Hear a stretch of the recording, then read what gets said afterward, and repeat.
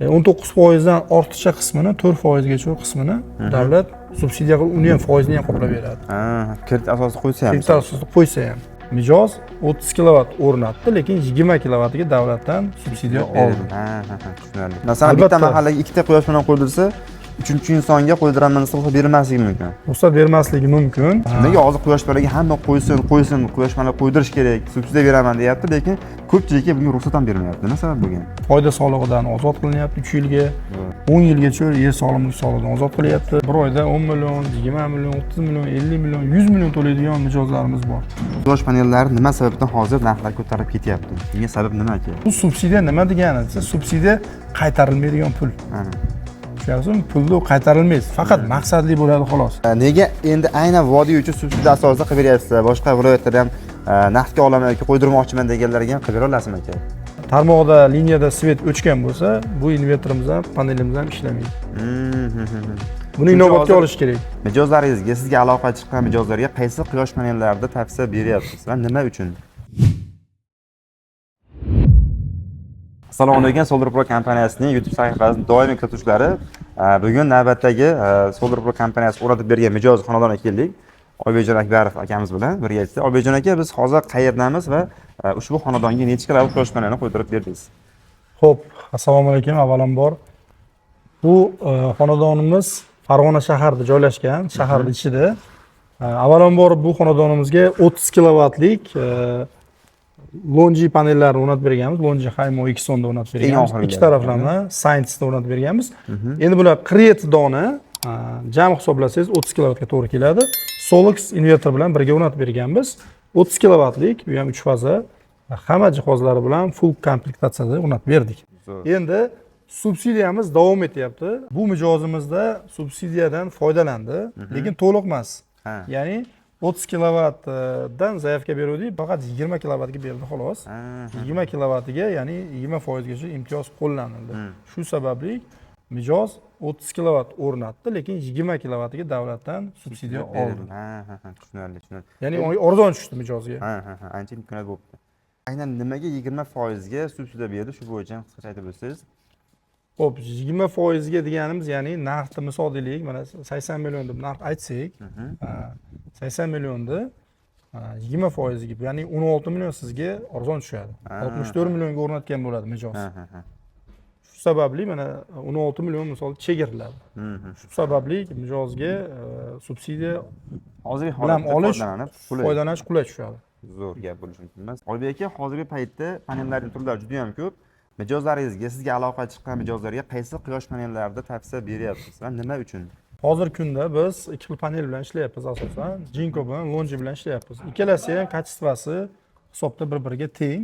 Jinko ham yaxshi, Lonji ham yaxshi. Shu sababli Lonji, Jinko qo'ysalaring, ikkalasi ham yaxshi, sifati, hamma taraflama dunyoda tan olingan brendlar. O'zimiz zavodlarga ham borib keldik. Yaqin Xitoyga borib keldingiz. Xitoyga borib kelganimizda o'zimiz ko'rdik. Ya'ni hamma taraflama robotlashgan, sifati, nazorati, sertifikatlari, hammalari bor. Shu sababli shu ikkala panellardan ko'proq foydalanyapmiz. Oybekjon aka, ko'pchilik kuzatuvchilarimiz ijtimoiy tarmoqlardagi, YouTube'dagi kontentlarimizga videolarni izohlar yozib qoldirgan ekan, o'z savollarni qoldirishgan. Keling, shu savollarning eng dolzarblarini yozib olganman. Shu savollarni berib o'tsam, qisqa lo'nda qilib, tushunarli holda tushuntirib bersangiz juda ham yaxshi bo'ladi. Xo'p, birinchi savolimiz aka, on-grid, off-grid gibrid tizimlar haqida, quyosh elektr stansiyalari haqida qisqacha ma'lumot bersangiz. Davlat to'ki o'chib qolsa, bu panellar ishlamaydi-ku deb savol berishgan ekan. Bunga qisqacha tushuncha berib o'tsangiz aka. Qisqacha tushuncha berib o'tamiz. Xo'p, on-grid, off-grid gibrid tizim bor. Off-grid bilan gibrid tizimlar asosan haligi svet yetib bormagan joylarga, chekkaroq hududlarga off-grid yaxshi bo'ladi. Ya'ni svet yo'q, o'zi akkumulyator bilan, quyosh paneli bilan ishlaydi. Gibrid tizimlar endi albatta davlat elektr tarmog'i kelgan bo'lsa, birga ishlaydi. On-grid ham bo'ladi, off-grid ham bo'ladi. Shuning uchun ikkalasi gibrid hisoblanadi. Xo'p, yana bir turi bor, mana hozir ko'p o'rnatilgan, ommalashgan turlarimizdan biri on-grid hisoblanadi. On-grid albatta, ya'ni grid degan so'z o'zi inglizchada, ya'ni tarmoq so'zi, ya'ni tarmoq bilan ishlaydi, ya'ni on-grid, ya'ni tarmoq bilan ishlaydigan so'zdan kelib chiqadi. Shu sababli albatta davlatda tarmog'idan foydalaniladi. Tok bo'lishi kerak, elektr energiya bo'lishi kerak. Shu bilan birga ishlaydi. Agar mobodo tarmoqda liniyada svet o'chgan bo'lsa, bu invertorimiz ham, panelimiz ham ishlamaydi. Buni inobatga olish kerak. Eng ommalashgan hozir siz nimaga? Nimaga ommalashgan? Bizda hozir davlat 1000 so'mdan subsidiya beryapti. Shunga. Shu sababli ommalashyapti. Navbatdagi savolimiz, nega endi aynan vodiy uchun subsidiya asosida qilib beryapsizlar? Boshqa viloyatlarda ham naqdga olaman yoki qo'ydirmoqchiman deganlarga ham qilib bera olasizmi aka? Shuna savol Qilib bera olamiz, muammosi yo'q. Bizga albatta birinchi o'rinda texnik shartingizni olsangiz, bizga tashlab bersangiz, biz kol markazimiz bor, barcha mijozlar bilan o'zaro bemalol vaqtimiz bor. Gaplashib, sizga qulay takliflar beramiz. Mijozlardan, ulardan muammo yo'q. Lekin aynan nimaga vodiy uchun deyapmiz? Vodiy bizga shu har taraflama yaqinligiga tezroq o'rnatib berish imkoniyatimiz borligidan kelib chiqib, maxsus taklif qilyapmiz vodiyga. Mijozlarga Namangan, Andijon, Farg'onaga. Shu sababli hozirda mana subsidiya beryapti davlat. Albatta subsidiyadan foydalanish kerak. Bu subsidiya nima degani desa, subsidiya qaytarilmaydigan pul. Tushunyapsizmi? Pulni qaytarilmaydi. Faqat maqsadli bo'ladi xolos. Ya'ni maqsad nima deganda, subsidiyani berishdan maqsad davlat aholiga yashil energiyaga, yashil energetikaga o'tishdi. Ya'ni deylik, xarajatlarni, mana deylik, hozir gazga, svetga xarajatlar ko'p-ku. Yoki uylar izolyatsiya qilinmagan, baribir tannarx oshib boryapti elektr rasxodlarida, elektr xarajatlari. Shu sababli davlatimiz shuni yengillashtirish, ya'ni yuklamasini yengillashtirish maqsadida subsidiya beryapti. Albatta bundan foydalanish kerak, maksimum harakat qilish kerak. Zo'r. Aka, navbatdagi savolimiz, quyosh panellari nima sababdan hozir narxlar ko'tarilib ketyapti? Bunga sabab nima aka? Narxlarda ko'tarilib ketishiga asosiy sabab Xitoy davlati asosiy 99% Xitoy davlatidan chiqadi. Asosiy premium mahsulotlar. Shu sababli Xitoyda ishlab chiqarish xarajatlari 10%, 12% ga oshdi. Oshdi.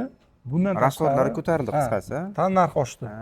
Bundan tashqari 1-apreldan boshlab 9%lik, 12%lik shu NDSga bo'lgan imtiyozlar Xitoy davlatidan bekor qilinyapti. Bu ham narxda oshishiga to'g'ri keladi. Narxda oshishiga sabab bo'ladi. Shu sababli 1-apreldan yana 10% dan 20% gacha narx oshishi mumkin. Demak, hozir tezroq harakat qilib qo'ydirib qo'ysa, ancha arzonroq qoladi-da. Albatta. Qo'ydirsa bo'lar ekan, juda ham yaxshi. Xo'p, navbatdagi savolimiz aka, kunlar isiyapti, mana bahor keldi. Kunlar isigan sayi qaysi turdagi insonlarga, qaysi turdagi sohalarga quyosh elektrostansiyalari o'rnatish tavsiya etiladi? Tavsiya etasiz. Va nima sababdan? Albatta, hozir mana fevral, martda qo'yib olgan yaxshi. Chunki mana qishdan chiqyapmiz, quyosh panellar samaradorlik bilan zo'r ishlaydi.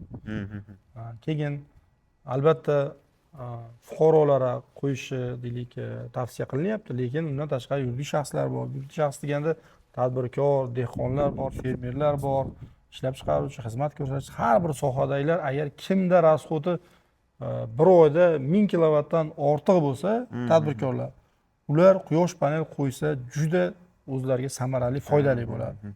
Ya'ni tikkan pullari 2 yil, 3 yilda chiqib ketadi. Yo, o'ziga qoladi. O'ziga qoladi.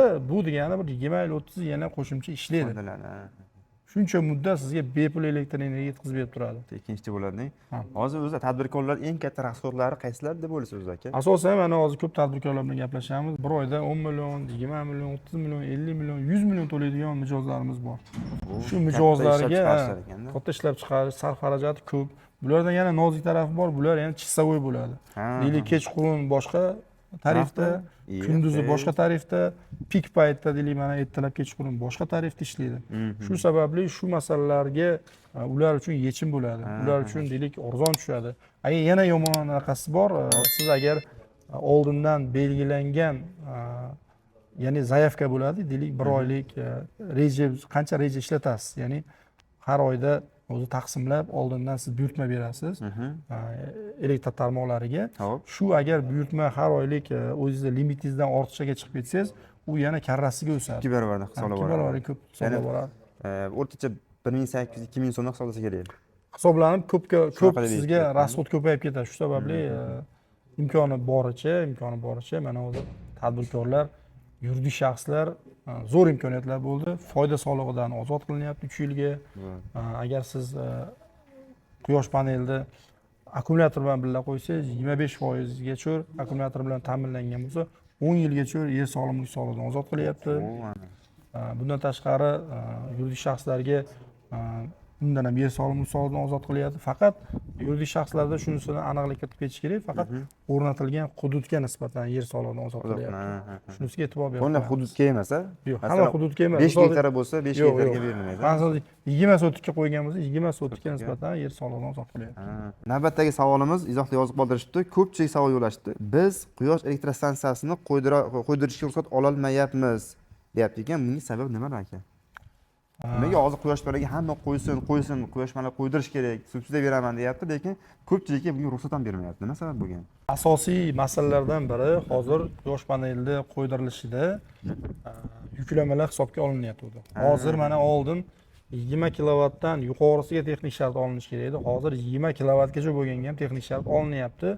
Bundan asosiy maqsad shu mahallaga ham, boshqa ishlab chiqarish binolariga ham qo'yilganda o'sha yerdagi, ya'ni tarmoqqa tushayotgan yuklamalarni elektr tarmoqlari xodimlari maxsus hisob-kitob qilyapti. Ya'ni shuni ko'tariladimi, ko'tarilmaydi. Podstansiya ko'taram deyapti, shunaqa deyapti. Podstansiyani, ya'ni transformator ko'tariladimi, qancha yuklama turibdi bunda? Yozda qanaqa bo'ladi, qishda qanaqa bo'ladi? Maksimum minimum bor-da buni endi. Shu sababli bundan tashqari liniyalar bor. Liniyalar ko'tariladimi, ko'tarilmaydi. Ba'zi liniyalar eski, ba'zilari mana yangilanyapti. Shu sababli shularni hisob-kitobga olib, quyosh panellarini qo'yilishida albatta texnik shartlarni birinchi o'rinda olib olinglar.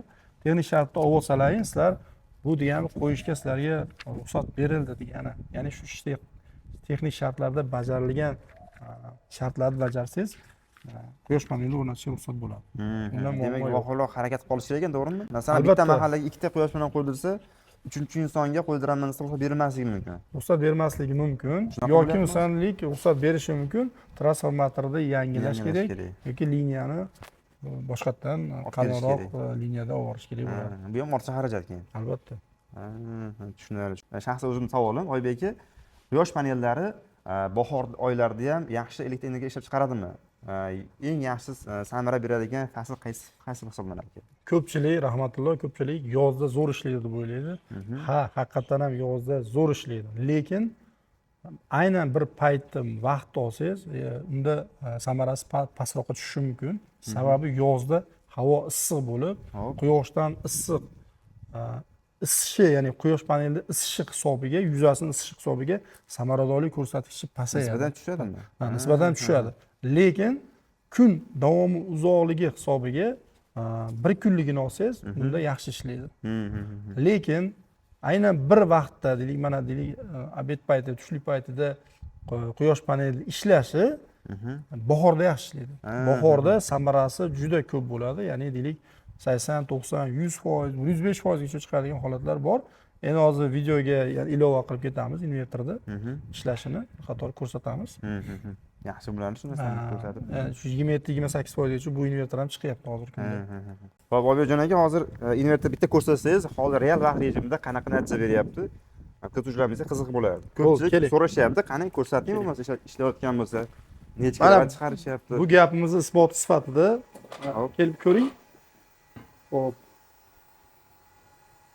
Mana. Chiqingda bag'aga. Necha chiqaryapti? 26 mi? 28 chiqaryapti, 28 kilovatt soatga. Aka, bu ovoz chiqarib turadi, sovuq invertor bu? Nimada o'zini o'zi sovutyapti-da. Ventilatori bor, nimasi. Hozir ekranga kelib ko'rsangiz. Xo'p, bunga Wi-Fi ulangan, masofadan turib nazorat qilamiz. O'zini zashitalari bor. Chaqmoqdan himoya, DC avtomatlar, keyin mana yong'indan himoyamiz bor. Hammasi original narsalar qo'yilgan. Zo'r gap yo'q. Razmeniya qilingan. Xo'p, Oybekjon aka, aynan subsidiya asosida quyosh panel qo'ydirmoqchi bo'lgan, uy xo'jaligi bor, o'zining rasxodlarini qoplash uchun yoki qo'shimcha daromad qilish uchun qo'ydirmoqchi bo'lgan va yana bir qatlam bor, tadbirkor va biznes egalari. Bularning eng katta muammosi arenda bilan bilishim bo'yicha o'sha elektr energiya rasxodlari, chunki elektr energiyasi ishlab chiqarishda yurmaydi-da hozir. Aynan o'sha rasxodlarni qoplash uchun qanaqa tavsiyalar berasiz aka? Xo'p, birinchi o'rinda fuqarolar agar qo'ydirmoqchi bo'lsa, subsidiya faqat elektrni o'zini uyidagi, xo'jaligidagi elektr xarajatlarini qoplash maqsadida subsidiya berilyapti. Hı. Ya'ni bu sotish, ortiqcha masalan 50 kilovat qo'yaman deganlar ham bo'ladi. 50 kilovatni endi tijoriy maqsadda qo'yayotgan bo'lsangiz, bunda уже o'zingiz bemalol qo'yib, faqat subsidiya hammasiga berilmaydi. Ha, to'g'ri tushunish kerak masalan. 10-20 kilovat atrofida beriladi. U ham kelib, ko'rib, auditor xulosasini beradi, shundan keyin beradi. Bu auditor davlat tomonidan keladimi yoki alohida uchinchi tarafdan keladi. Uchinchi tarafdan, ya'ni uni ham yana bitta muhim narsa mijozlarimiz bilib qo'ygan yaxshi. Subsidiya bilan birgalikda auditorda ham pulini to'lab beryapti davlat. Mana siz to'laysiz, hop. keyin sizga ishingiz bitib, shu stansiyangiz bitib bo'lgandan keyin pulingizni qaytarib beradi. Ha. Shu sababli auditorli to'lovi ham bepul. O, Shuni aytib o'tib ketishimiz kerak. zo'r. Xo'p, aka, oxirgi savolimiz quyosh panellari bo'yicha qiziqqan, qo'ydirmoqchi bo'lganlar, batafsil ma'lumot olmoqchi, 20 kilovat qo'ydirmoqchi, necha kilovat qo'ydirmoqchidir, narx-navosi haqida batafsil ma'lumot olmoqchi bo'lsa, qanaqa aloqa qilsa bo'ladi aka? Ofisga kelish kerakmi, nima qilish kerak? Bizda kol markazimiz doim ishlaydi. Imkon bo'lsa kunduz telefon qilsalaring, doim aloqadamiz. Shanba bozor ham ishlaydi. Shu sababli bemalol telefon qilaverasizlar. Qo'shimcha ma'lumotlar to'liq beriladi. Ofisingiz manzilini ham aytib ketsa, balkim Farg'onadagilar ko'rib kelaman degan, rostdan ham ishlayaptimi rasmiy ravishda, ofisi bormi, yo'qmi deganlar ham bor ekanda. Xo'p, biz ofisimiz Farg'ona shahrida joylashgan. Shu Bo'lsha bozorining oldida, Kaltsovoyda, ya'ni Bahor zapravkasining oldida. Agar ofisimizga kelib gaplashamiz desalaringiz, unda ham bemalol kelib gaplashib, qaysi bir turini tanlaysizlar, qanaqa qulayliklari bor, yana yuzma-yuz ko'rib gaplashishimiz mumkin. Lekin ko'pchilik misol Namanganda bo'ladi, Andijonda bo'ladi, Toshkentda bo'ladi yoki deylik Sirdaryo yoki Samarqand, Buxoro taraflaridan bo'ladi. Aynan yo'l kira qilib kelib, vaqt ketkazgandan ko'ra ko'p narsani telefonda 95%, 99% masalalarni telefonda уже aniq qilib qo'yamiz. Bu mijozga misol deylik subsidiya ajratiladimi, texnik shart olinganmi, qanchaga deylik ruxsat beradi. Shu narsalarni ko'p narsalarda telefonda aniqlashtirib qo'yamiz. Bemalol yana qo'yishlari mumkin. Yana bir narsa aytib o'tishimiz kerak. Kredit olib qo'ymoqchi bo'lgan mijozlarimiz ham bo'ladi. Kredit olib qo'ymoqchi bo'lgan mijozlarga ham 19% dan ortiqcha qismini, 4% gacha qismini davlat subsidiya qilib, uni ham foizini ham qoplab beradi. Kredit asosida qo'ysa ham. Kredit asosida qo'ysa ham. Shu sababli yashil energiya kreditlari bor, yashil kreditlar. Bu 19% dan ortig'ini davlat qoplab beradi. Gap yo'q. Xo'p, hammalarga e'tiborlaringiz uchun rahmat. O'ylaymizki, qisqacha ma'lumotni foydali bo'ldi deb o'ylaymiz. Yana qanaqadir savollar bo'lsa, shaxsan pastda raqamlar qoldiramiz. Oybek aka raqamlari ham bor. Aloqaga chiqib bemalol xohlagan savollaringga quyosh panellari bo'yicha, tekin yashil energiya bo'yicha qanaqa savollarga javob olishingiz mumkin. Ofislarni aytib o'tdi. Yana ham ko'proq ma'lumotlarni kuzatib, o'tkazib yubormaslik uchun, yo'qotib qo'ymaslik uchun bizda obuna bo'lish tugmasini bosib qo'yasiz. Bundan ham zo'r aksiya, chegirma, qanaqa yangiliklarni ko'rib kuzatib borasiz. Hammaga rahmat, salomat bo'linglar. Rahmat. Ko'rishguncha.